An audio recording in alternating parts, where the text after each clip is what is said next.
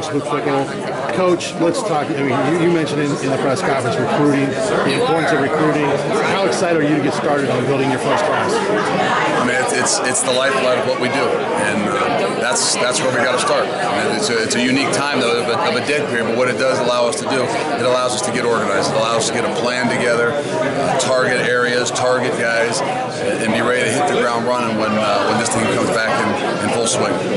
When you had a chance to address your new team, one of the things about young people, you know, fear of change. How did you address that with them? Well, I try to tell them the very first thing is change is inevitable. It's going to happen in every one of our lives and everything that we do.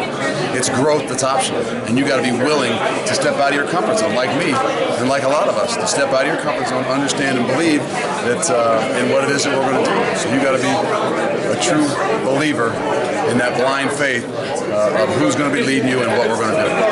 You talk about the small window you have to build this class back on recruiting. How difficult is that, and how prepared are you as soon as, you know, I don't know how much you can do between now and Monday, but as soon as that dead period ends to really sprint to the finish line of signing day? It's going to be a big deal. I mean, we're going to have to go all guns a-blazing. I mean, for the amount of guys that we'll have right now at this point in time and our ability to evaluate it, I mean, it's been a couple weeks in the process, so not putting the cart before the horse, but the one thing I did learn in that time is you got to have great people around you, and you got to have a plan, and you got to have some preparation. So we were well prepared for this, hoping and praying that it would happen, and it did. And I think we're really well equipped to try to hit this ground running. One thing I heard throughout your name coming up and becoming a candidate, that you had great support from around the state of Ohio, from high school coaches, from people calling and making contact with Cincinnati to back you. How much does that mean to you to know you had that much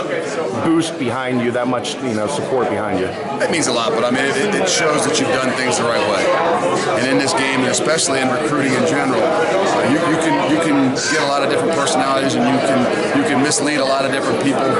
But ultimately, you got to be honest, and you got to take care of the people that are going to take care of you.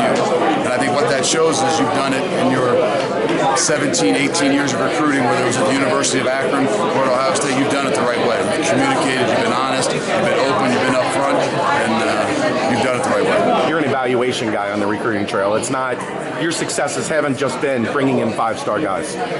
Does that help? How much does that help you here, not being Ohio State and walking in and having that instant credibility? I think that's the difference between good and great.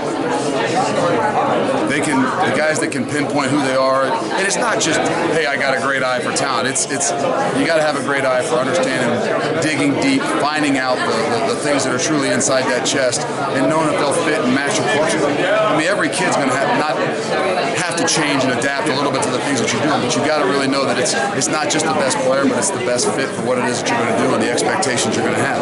Because if you put a guy in a situation that he can't be successful, whether it's academically, socially, physically, emotionally, it's going to be hard. That's okay. After 20 plus years at Ohio State, what's it feel like now? Heading up a different program, a different university, a different city. Even though it's closed, it's different. What's the emotions?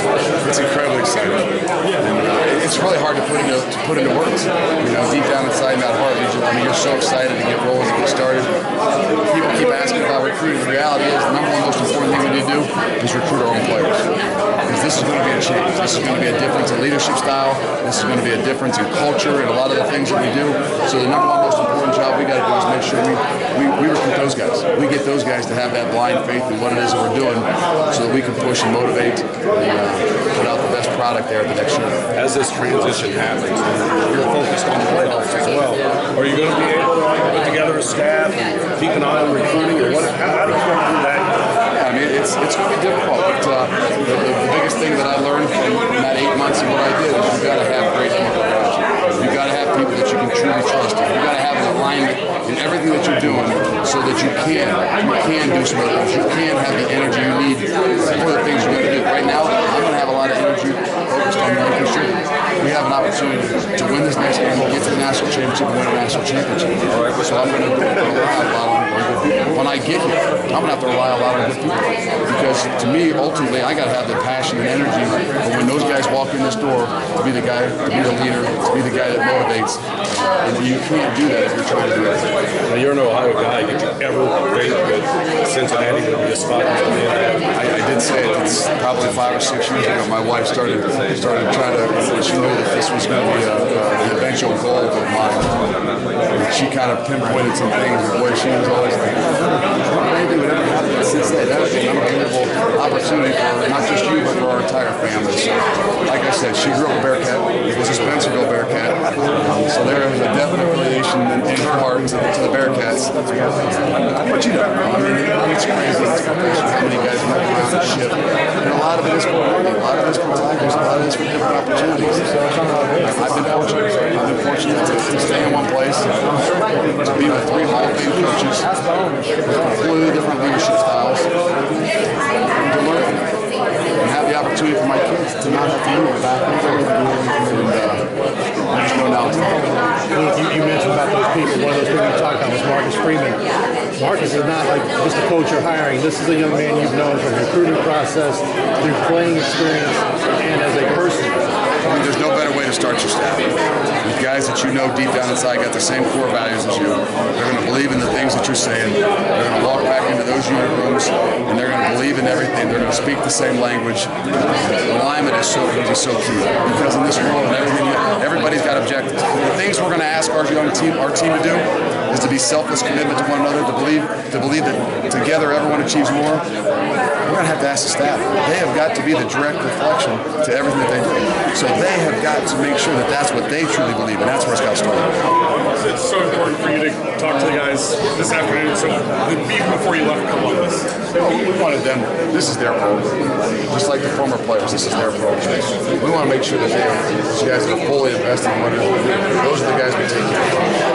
And like I told these guys, everybody wants to talk recruiting. The reality is, those are the guys we got to recruit. We got to recruit those guys. Those are the ones that are going to give us an opportunity to win next year. If we're relying on some incoming freshmen, we probably got a little bit of an issue. But the reality is, those are the guys we got to recruit. The faster we can get them to believe, buy in, and trust in what it is that we're doing, will give us the opportunity to push them and drive them further. Give us the opportunity. whose idea was it to do it through Facebook?